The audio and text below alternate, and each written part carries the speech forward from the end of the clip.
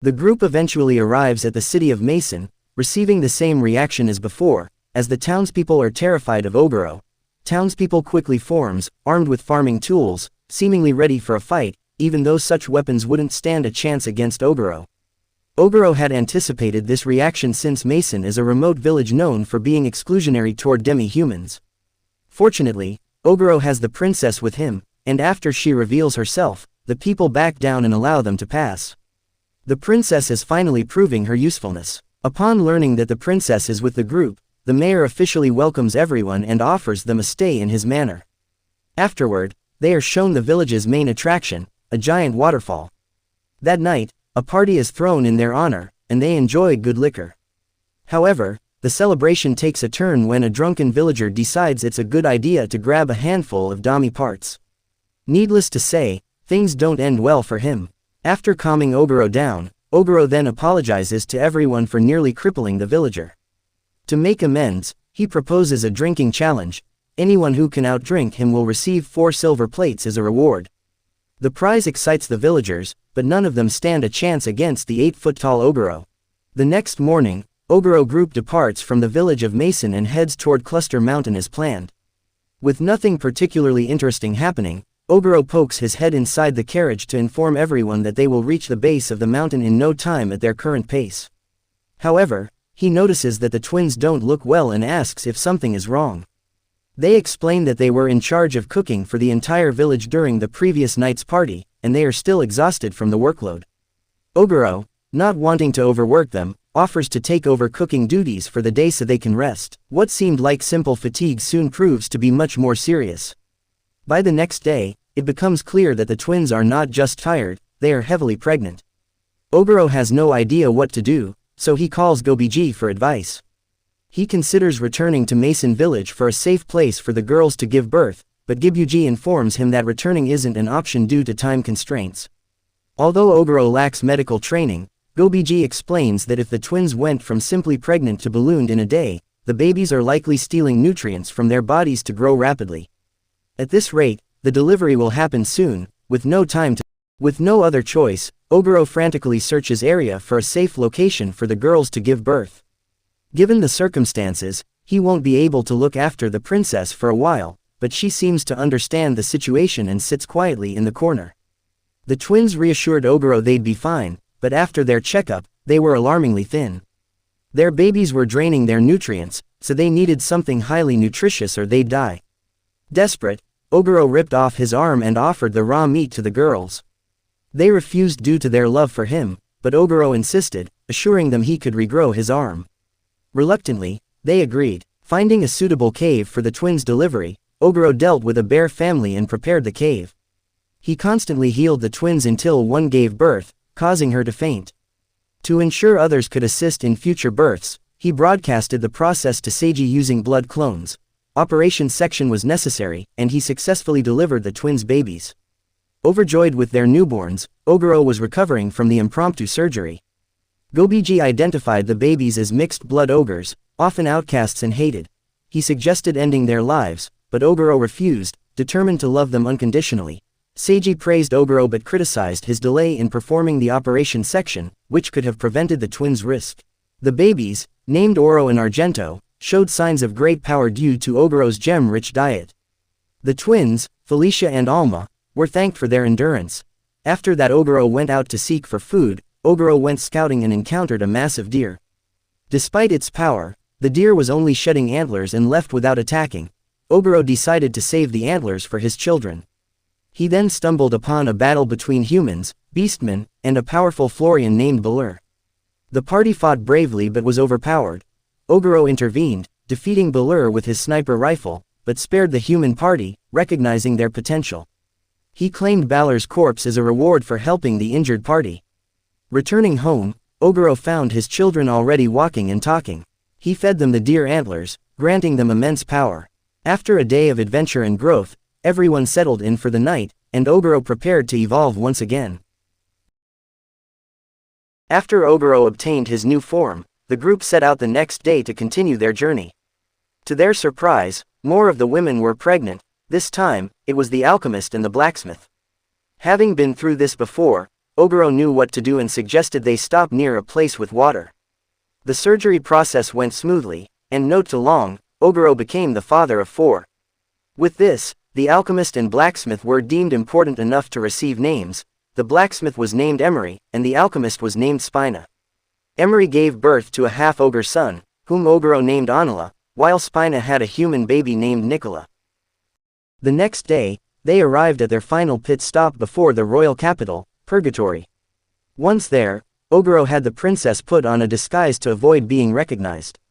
While one of his companions, Mike, thought the princess looked wonderful in the disguise, Dami questioned the need for it. Goburou explained that they were close to the royal capital, and it would cause a commotion if she were recognized. Goburou decided that the new mothers should rest for the day while the others, including the 3 lords, would visit the Adventurers Guild to gather information. At the guild, the redhead was excited to find a free training area and wanted to try it out. Meanwhile, a couple of adventurers, fascinated by Goburou's imposing appearance, asked him for a practice match. Knowing he could easily defeat them, Goburou suggested they fight the 3 lords instead, offering a reward of 5 silver plates to anyone who could win.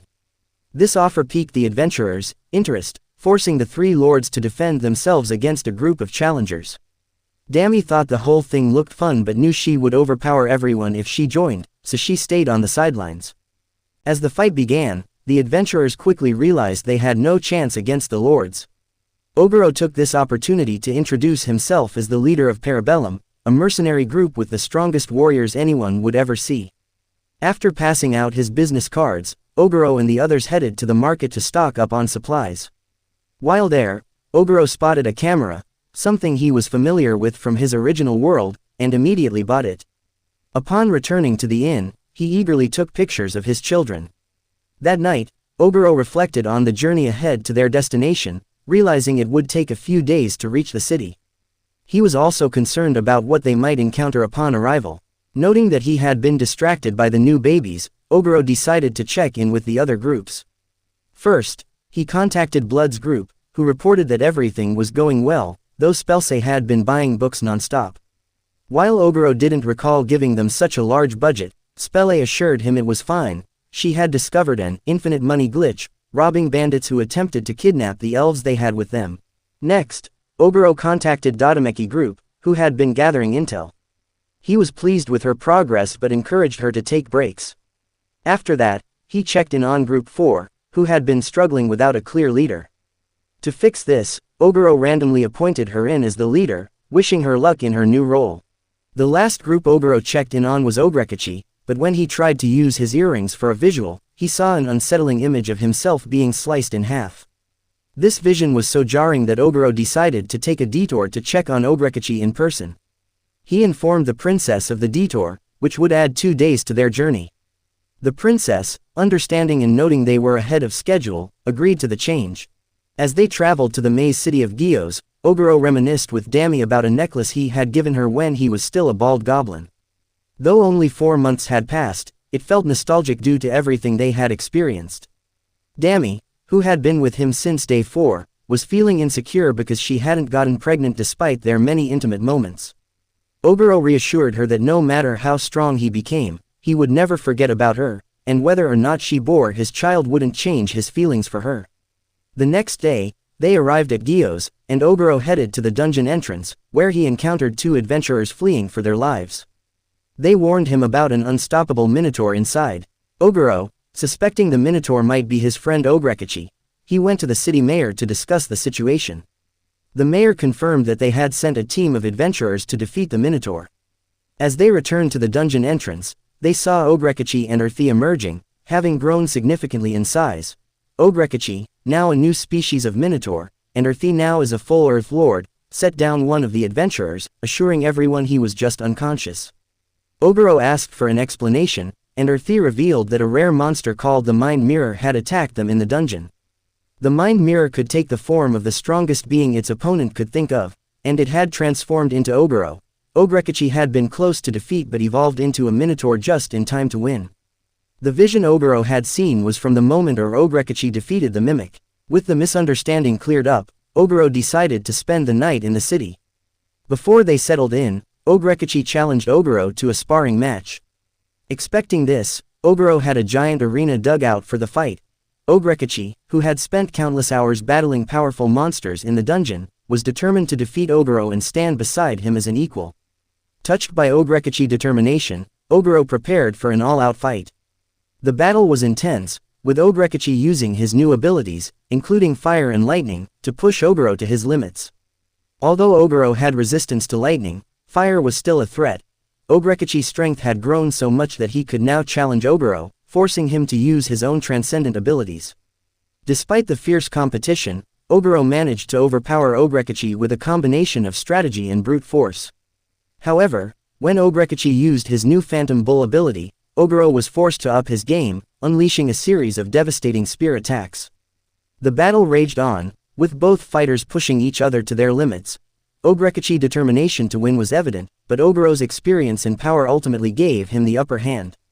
The fight continued until the next morning, after which Goburou and his group resumed their journey to the royal capital of Oswell, leaving Ogerekichi behind to recover and continue growing stronger in his own right.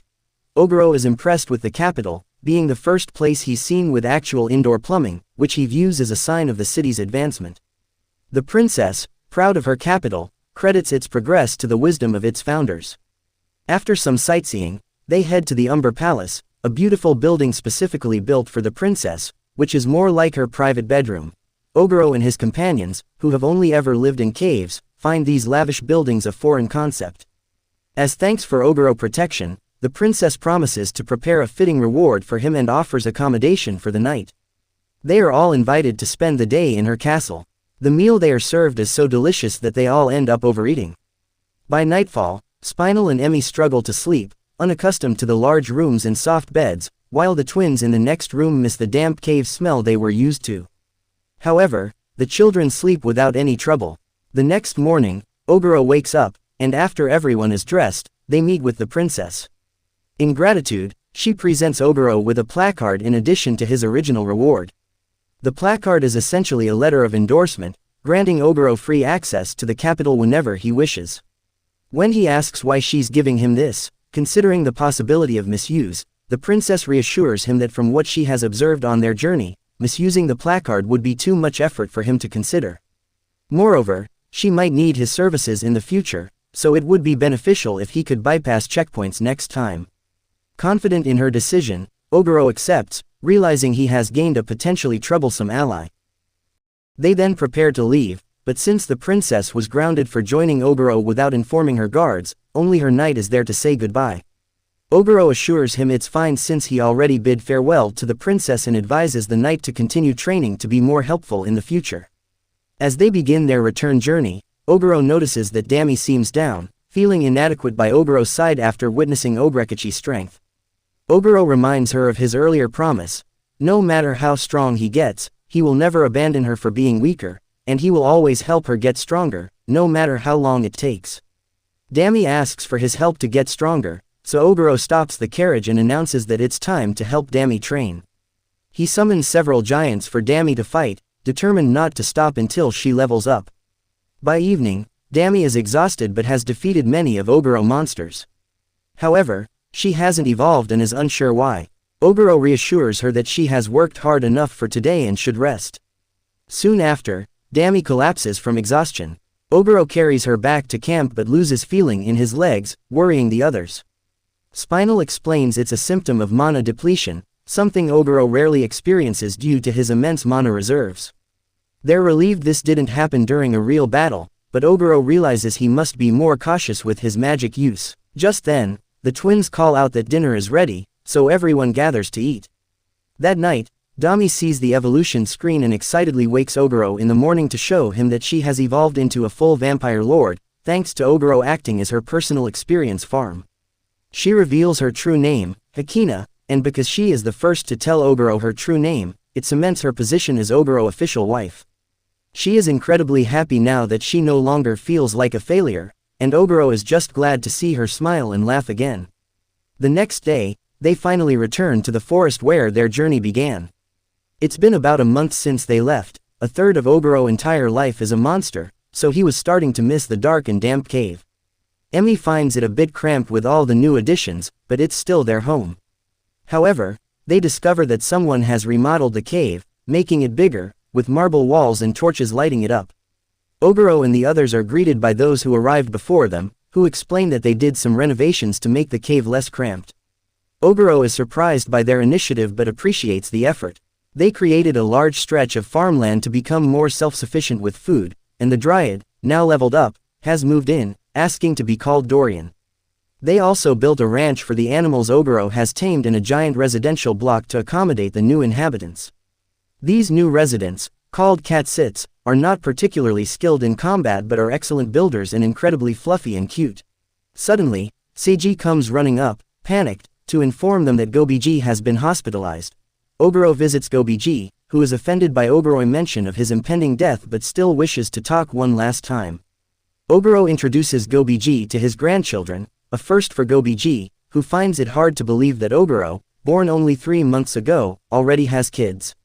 Goburou takes this moment to make some other announcements. With all the new evolutions, Goburou, now an apostle lord, decides to call himself Apera Sans. Ogrekichi, now a new species of minotaur, will be called Minokichi, while Dami will be called Konami. Earthy, despite being a full Earth Lord now, will keep her name. Everyone is happy with their new names, although Gobiji jokes that Goburou didn't put much effort into them, despite having named all the kids, Gobs, at first. Gobiji, despite living a long life, is happy to have witnessed something spectacular before the end. His only regret is that he never got to clap any elf cheeks, but other than that, he can die a happy goblin. As Gobiji closes his eyes for the last time, Seiji checks his pulse and confirms that he has passed. Apera promises to take care of everything from now on, noting that Gobiji lived and died true to his character. They hold a funeral for Gobiji, with Apera reflecting on how, despite the short lifespan of goblins, Gobiji lived a full life surrounded by those he cared about. To honor Gobiji, Apera announces a fighting tournament to demonstrate what everyone has learned on their journey. Everyone is eager to participate, and even Apera's kids want to join in. Apera plans to document the event by taking lots of pictures. The tournament begins, with the first fight between two redheads eager to test their strength against each other. Konami and Spelly face off next, with Spelly holding her own despite Konami evolution. Blood Sato and Earth follow, with Blood Sato enjoying the fight, though Dome finds it challenging. Goofy, however, seems to have too much fun during her match. Finally, the main event features Apera and Minokichi. Before they begin, Minokichi thanks Apera for helping him become so strong. Both are determined to keep growing stronger, and their match ends with both exhausted, though Apera emerges victorious. The final standings place Kamami in 3rd, Earthy in 4th, Blood Sato in 5th, and Spelly in 6th. Apera is pleased with how everyone has grown. That night, Apera receives a call from the princess, who has a small job for him. Apera knows she's likely planning something bigger, though he doesn't know what exactly. However, she convinces him to take the job, promising it will be good publicity for his mercenary group. The next day, they prepare to head out to the royal capital to help the princess, unaware of how much trouble awaits them. The end of Season 1. Thanks for watching. And subscribe for more anime recaps.